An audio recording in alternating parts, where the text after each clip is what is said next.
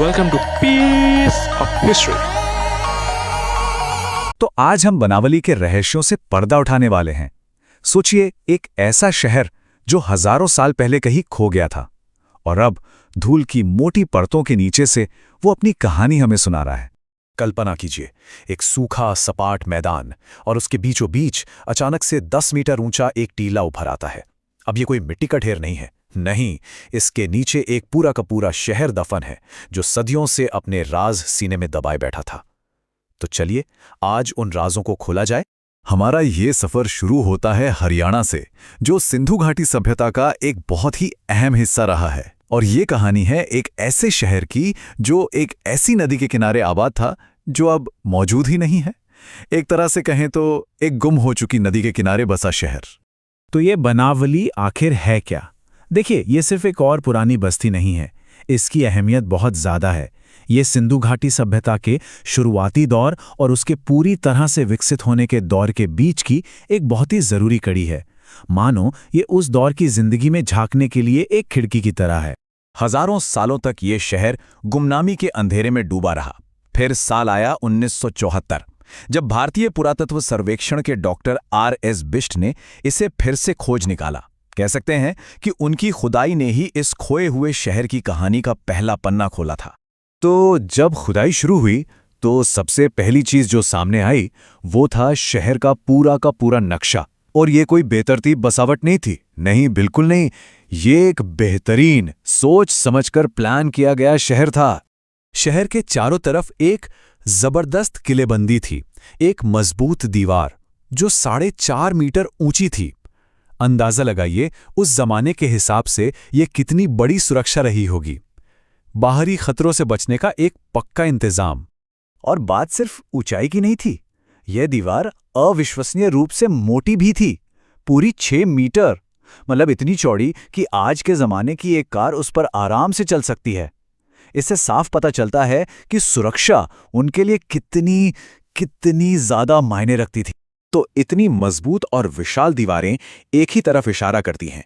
बनावली कोई छोटा मोटा गांव नहीं था, ये बाकायदा पक्की ईंटों से बना एक पूरी तरह से प्लान किया हुआ किलेबंद शहर था, एक एडवांस्ड शहर।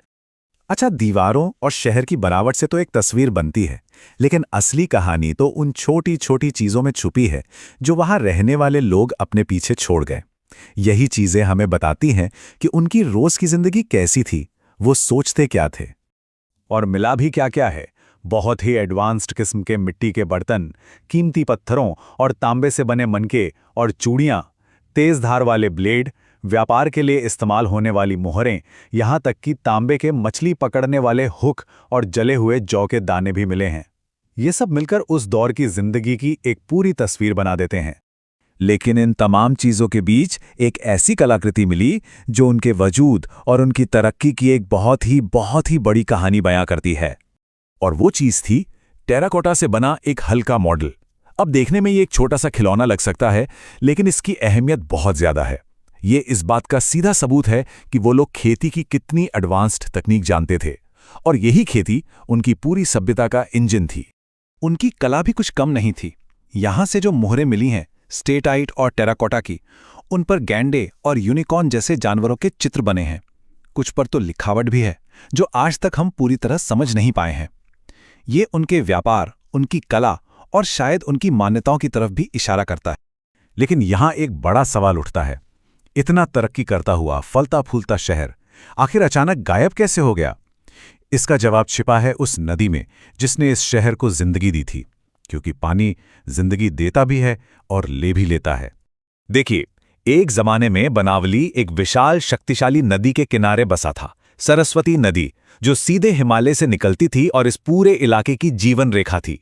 और आज उसी जगह पर सिर्फ एक सूखा हुआ नदी का रास्ता बचा है, जिसे हम घग्गर हकरा के नाम से जानते हैं। एक जीती जागती नदी अब बस अतीत की एक परछाई बनकर रह गई है। तो आखिर हुआ क्या? लगभग 1900 ईसा पूर्व 2 बड़ी चीजें हुई।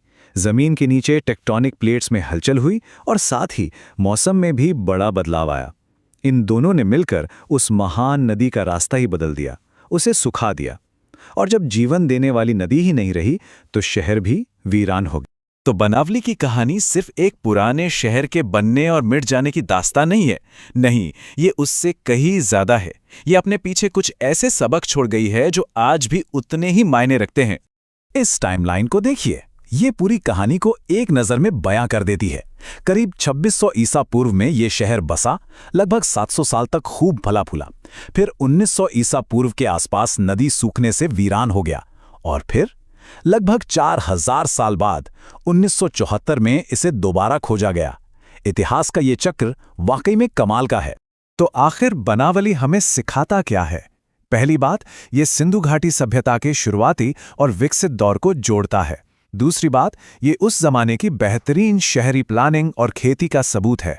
और शायद सबसे बड़ा सबक, ये हमें याद दिलाता है कि कोई भी सभ्यता अपने पर्यावरण से कितनी गहराई से जुड़ी होती है, और कैसे क्लाइमेट चेंज यानी जलवायु परिवर्तन इंसान के इतिहास का रुख मोड़ सकता है। और आखिर में ये एक सवाल हमारे जहन में छोड़ जाता है कि बनावली जैसी और कितनी ही अनकही कहानियां आज भी जमीन के नीचे दबी हुई हैं और बस किसी खोई हुई नदी के सुराख का इंतजार कर रही हैं ताकि वो अपने राज दुनिया को बता सकें।